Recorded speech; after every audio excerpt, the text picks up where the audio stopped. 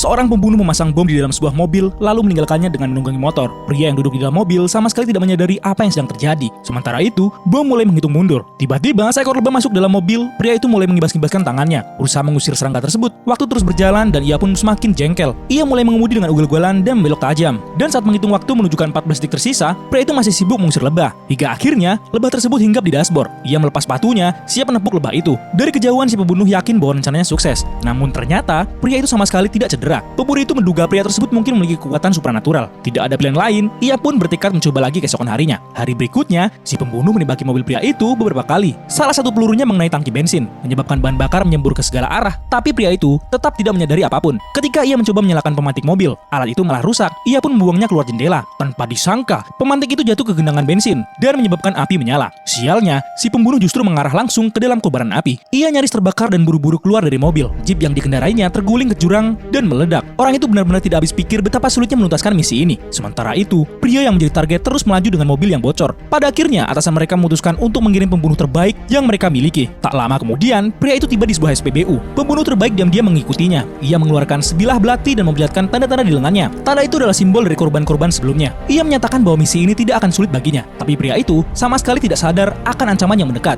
Seorang petugas pom bensin melihat kebocoran di mobilnya dan menambalnya dengan sepotong permen karet. Di sisi lain, pria itu sedang membasahi rambutnya menggunakan pistol air. Tanpa disadari, si pembunuh mendekat perlahan dengan kain berisi obat bius. Namun tepat saat ia hendak bergerak, kain tersebut justru terbang masuk dalam mulutnya sendiri. Lagi dan lagi, si pria berhasil selamat. Beberapa jam kemudian, si pembunuh tersadar kembali. Namun naas, ia secara tak sengaja mengaktifkan mekanisme tersembunyi dalam belatinya sendiri. Ia langsung tewas seketika. Sang bos pun murka. Ia mengirim 5 agen sekaligus untuk menangkap si pria itu dan bahkan menempatkan penjaga untuk mengawasinya. Tapi tiba-tiba pria itu meledakkan tangannya dengan tenaga yang luar biasa. Ia berhasil melepaskan diri dan melompat keluar dari jendela. Kemudian ia mengikat salah satu penjaga. Saat penjaga lainnya datang, pria itu mengangkat tangan tanda menyerah. Tapi secara tidak sengaja, justru menjatuhkan penjaga kedua. Dan lagi, ia kembali lolos, murni karena keberuntungannya. Akhirnya bos besar mereka benar-benar kehilangan kesabaran. Ia memutuskan untuk turun tangan secara langsung. Diam-diam, ia menyelinap ke rumah pria itu dan menunggu di dalam. Ketika pria tersebut pulang, bos langsung muncul dari balik pintu. Kali ini sepertinya benar-benar tidak ada jalan keluar. Pria itu terlihat sangat kebingungan. Namun tepat di saat itu, bisa tebak apa yang terjadi selanjutnya?